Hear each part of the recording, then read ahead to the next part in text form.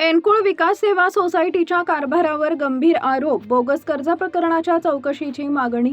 पावसाळा अधिवेशनात महाबळेश्वर वाडी येथील कथित बोगस कर्ज प्रकरण गाजत असतानाच आता सातारा जिल्ह्यातील खटाव तालुक्यातील एनकुळ विकास सेवा सोसायटीच्या बोगस कर्ज प्रकरणाच्या कारभारावरही गंभीर आरोप झालेत.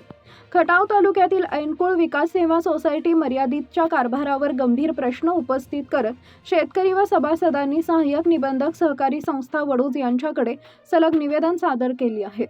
यावेळी निवेदन देताना सदाशिवराव खाडे, अध्यक्ष, पिंपरी चिंचवड नवनगर विकास प्राधिकरण पुणे, अंकुश खरमाटे, सुदाम खाडे, बापूराव हांगे, अर्जुन खरमाटे, प्रथमेश खाडे, संतोष ढोले, नितीन जगताप उपस्थित होते.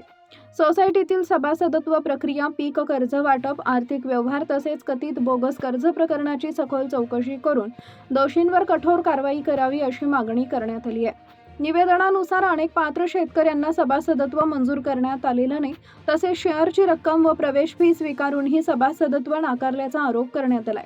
त्यामुळे संबंधित शेतकऱ्यांना पीक कर्जाच्या लाभापासून वंचित राहावे लागत असल्याची तक्रार करण्यात आली आहे.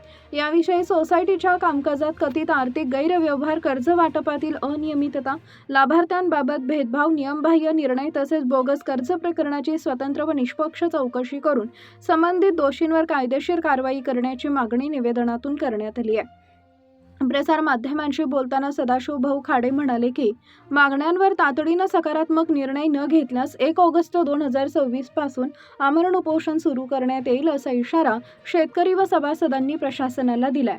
यावेळी प्रसार माध्यमांशी बोलताना बापूराव हांगे म्हणाले की बोगस कर्ज प्रकरणाबाबत सखोल चौकशी होऊन कायदेशीर कारवाई करण्यात यावी.